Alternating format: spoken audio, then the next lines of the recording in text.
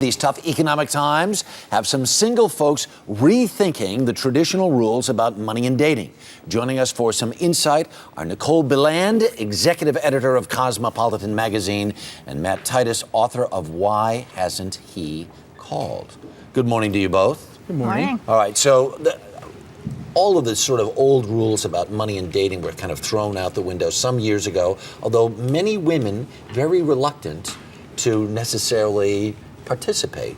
I mean, it's so interesting, even after all of the liberation and everything else, a lot of traditional roles still are sort of fallen into, right? People are throwing out the Darwinian dating concept. Darwinian dating. Dating, looking for a guy that's financially successful, the total package, personable. Women are sacrificing that and going after men, or as I said, allowing themselves to date guys that are of lesser financial status because of the economic downturn. Bad decision. I don't like it. I don't know if that's the reason why I don't think they're sacrificing anything. I think they're just changing. Right. In part because of the recession, but also I think before that we were changing. At Cosmo, we did a huge survey, and we found that women are actually, in some areas, they are traditional, like the first date. Sure. But that they are more than willing to date a guy who makes less than them, even a guy who might still live at home with his parents because he hasn't gotten going in his career.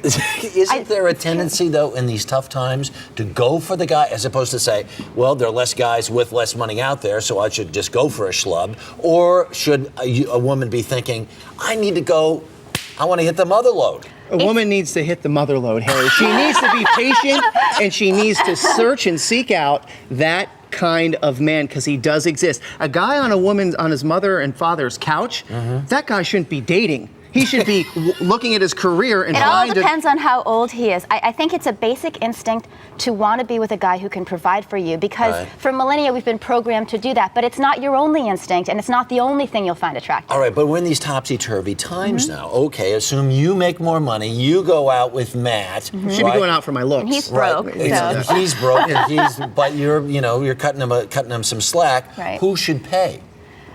On the first date's more about ritual. Nicole. The first date's more about ritual and romance than it is anything else. So I think the man should pay, but after that, men and women should either split the check or take turns treating each other, because that's the reality. A partnership these days, it's about equality. You take care of each other. Absolutely not. A man always pays. When a woman pulls out her wallet or her money, she is becoming one of the guys. Because guys do that. You and I go out here. She's becoming an equal. We split the check. Sure. It's a gateway for lesser treatment from a man. No, it's not. No, it's Absolutely. not. In our survey, we found 57% of women would even be willing to pay on a first date, but that 81% of guys expect to pay. So it's like expectations versus reality. And but you say splitting, because it makes some sense. You would think, just step away for a second, split the check, tough times, everybody's trying to get through. No, that's the ultimate no-no? It creates a behavior pattern with the guy. You're lowering the bar for him to treat you subpar for the duration of the relationship. I think it's backward thinking. That might be the case. It might be the case with some guys. You don't want to go out. The kind of guy who would treat you worse because you picked up the check, you do not want to be with that guy. Should you ever talk about money on dates? I'm going to say absolutely not, unless you're trash. Unless you absolutely not. You don't talk about your economic situation. But you can talk about work. You can talk about that'll work. tell you everything you need to know. You can talk about work. Yeah, you have those questions. They're secret questions to ask a guy to find out. And they work. Like, are you employed? All right, Nicole, thanks so much, Matt. Do appreciate it.